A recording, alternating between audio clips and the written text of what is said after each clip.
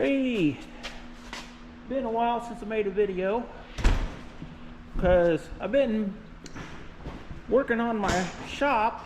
I built a little lean-to on the side of it, and well, that takes a lot of time, especially when you do everything yourself. Well, Paul has decided that he needs to work on his John Deere 110. It's a little, what I refer to as a Round Fender. It's a 1966 model. And he got off school, you know, for a Christmas break, and I guess he got bored, and I come home from work, and we kind of started tearing it apart a little bit. The next thing I know, I come to this. This is pretty much it. It's in piles. So I told him, I said, did you take any pictures of any of this when you took it apart? He says, no. Why would I do that? I got the manual. And I said, well, I guess you're going to learn. So we got the frame sandblasted and wire brushed and cleaned up. And, you know, we didn't feel that was very interesting, but this little guy here is the steering column. I don't know if you're going to be able to see this, but you see this dent right here? Well, I think this little guy has had a bad day at some point or another. I don't know if maybe it got turned over, or if it was in some other way damaged. But anyway, we're going to try to straighten this tube up, because when you put this in its bearings like it's supposed to, the end of the shaft's all the way at the top of this tube, and well, that's not going to work. I'm going to show you what I do to my idea on how to straighten this up, because I had to think about it just a little bit, and it's kind of I come up with a different method and I don't know if it's even going to work or not. So we're going to get started here, and we'll see what happens. All right, so we got the torch on here, and we're gonna heat it up a little bit here.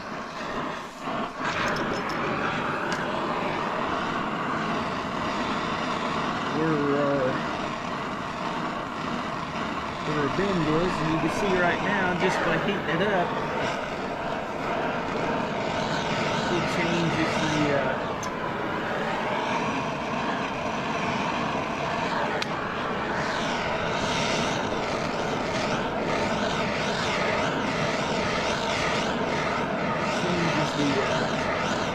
measurement on the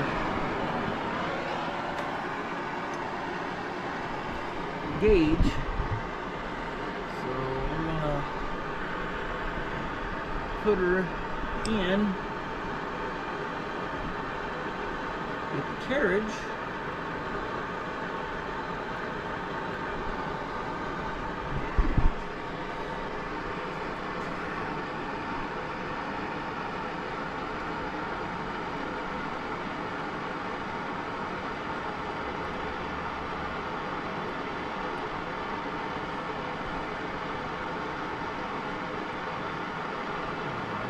Pressure on it.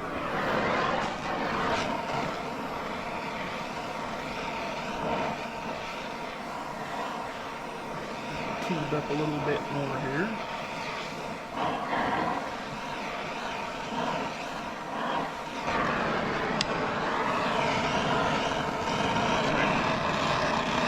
Try to heat it where the dent is, because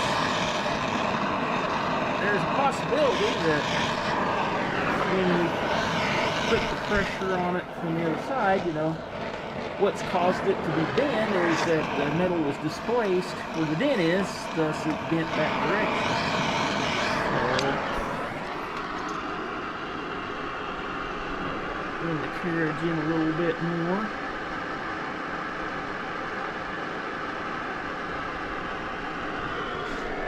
And you can see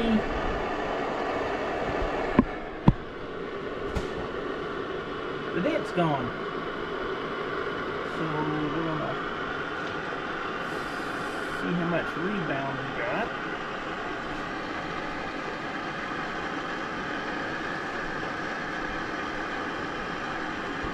You can see the dent's not nearly as prominent as it was before, but it may be bent several different ways. So right there is the high point still. Thousands, not bad. Do we want to go for perfection? Why not?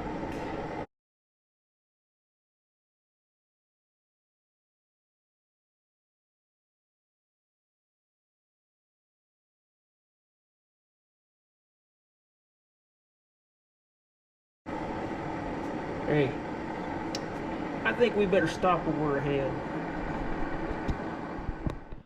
Well, we have our work area here. It's always important to have a reasonably clean and organized work area, if you can have it. Some things to check on these.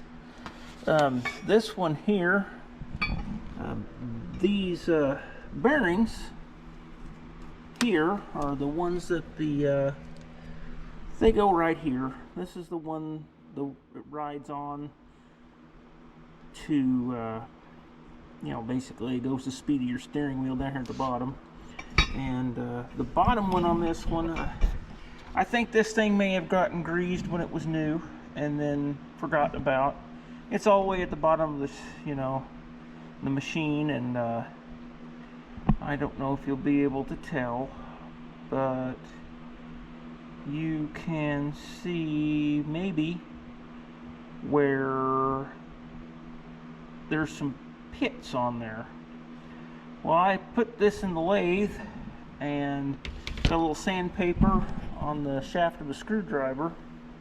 That's about the same radius as that, and run it up there, and I polished, I didn't get all those pits out, but I got them polished up to where, anyway, so we took care of that, cleaned, of course, cleaned all the parts. We got the tube straightened up. We talked about this here piece. I ground that to get that taper back. It had two flat spots. We'd never be able to adjust for this having the two flat spots on it if we didn't take care of that. So assembly for this is pretty straightforward. I'm going to try to put you guys over here and take you along for the assembly process. It's really not very hard at all, and so something that really is very important on these, we was talking about the grease fitting here. Well, the way these are made, the grease goes into the port. Don't know if you can see it down in there or not, but anyway, there's a port, and then there's a slot right there. In that slot, the grease goes out, and there's a flat washer, and that basically does the preload on your sector. And on this way, it goes out so far, and then it stops. It's a blind. That way, that sector gets greased very well. And then the grease goes on through this port and goes down there and fills up the steering sector and worm that's in there. And I noticed that most of the grease was up in this tube instead of down here where this bearing was, and that's why this bearing down here was fried. It was in very bad shape.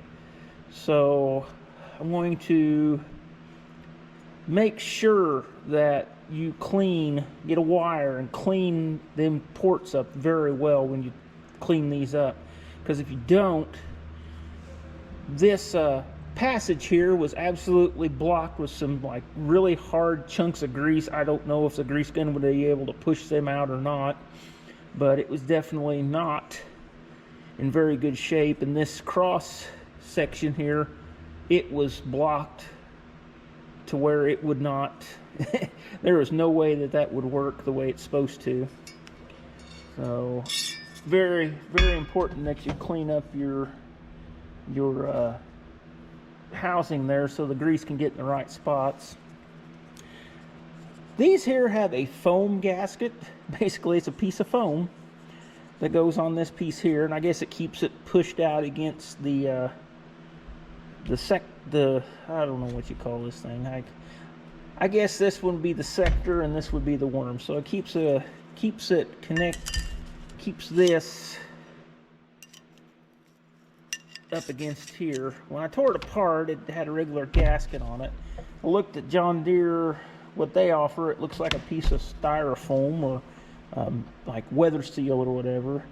But I got this, it's cork gasket, and it has a metal sandwich. So it's a cork and it's a piece of aluminum or like very thin steel and another piece of cork. I go to a tractor swap meet in Portland, Indiana, and I pick this stuff up.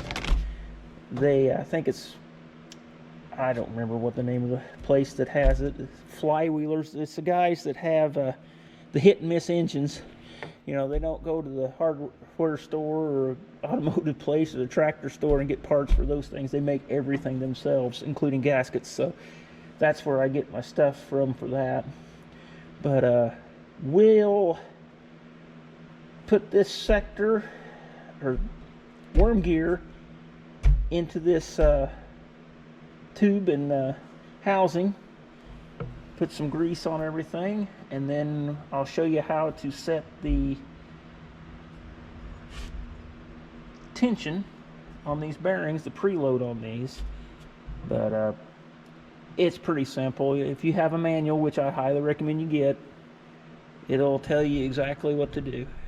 Well, we have all the worm gear and steering shaft in there, got all the bearings hooked up, and we're in the process of torquing the bearings in here.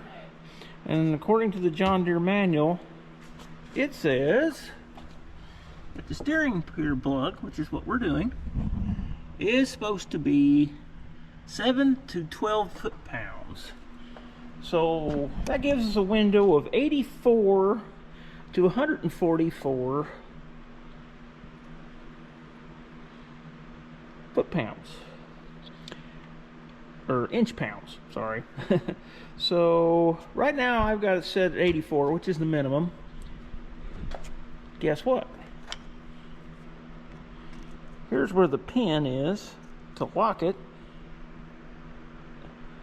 Right in the middle. You couldn't ask it to be any worse spot. So we're going to try to run it around, and we're going to see what kind of torque it's going to take to get this where it needs to be. So we're going to see what happens.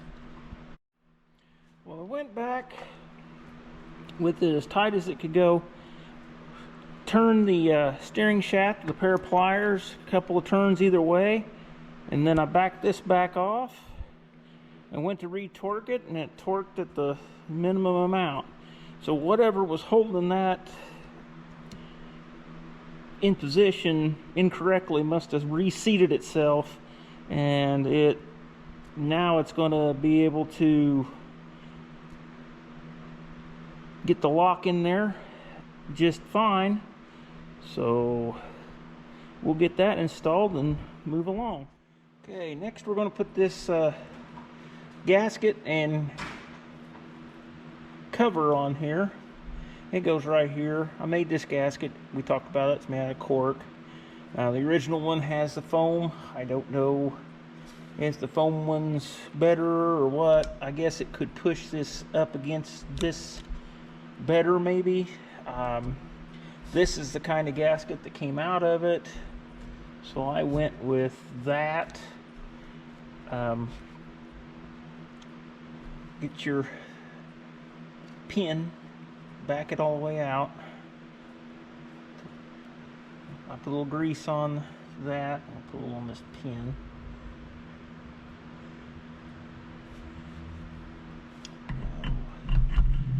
Put that guy in there like that. And make sure the cover's seated. I got the upgrade kit for this raw steering box. It's 2 hardened machine washers and a little bearing.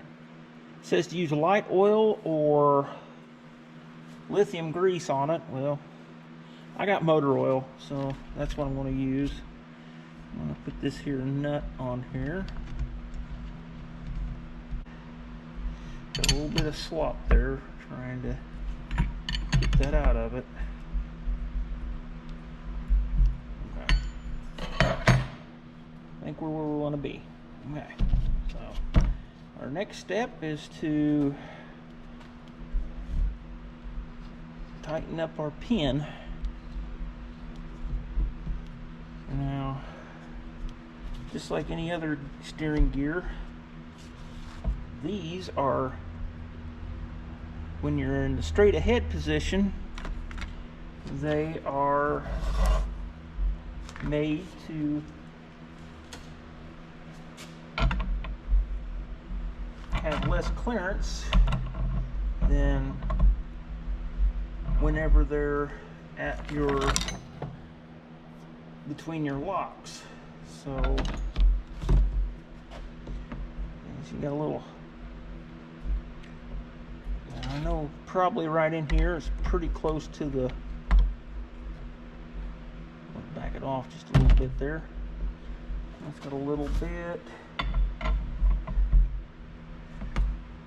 It'll tell you where, see, that's got some play in it. Play. Okay, it's getting worse. It'll tell you where your center is on the steering wheel. Get our jam nut. Now, I machined this. I told you I ground up. We have the frame and the dashboard mocked up over here just to make sure everything was right. Have the steering box installed. I did have to put a little bit in this hole in the frame. I read on some of the forums, garden tractor forums, I think it was Weekend Freedom Machines. They talked about that some guys had to clearance this hole a little bit and some didn't. Well, lucky me, I get to do it a little bit, but it's not a big deal when, you know, the frame is completely tore apart and on work stand. You can see here where we was talking, right here is where the bend was, and it was bent, the steering shaft was bent down like that. It went boop, like that. So tractor got turned over, landed on its steering wheel, bam, bent tube. The shaft seemed to be okay. It was a little bit not quite with the worm gear at the bottom, but I didn't feel that it was worth, you know, it's got flexibility in it there, and it was kind of, looked like it was like, I want to say silver soldered or welded onto that shaft down at the bottom. Could have warped slightly during that process. But anyway, the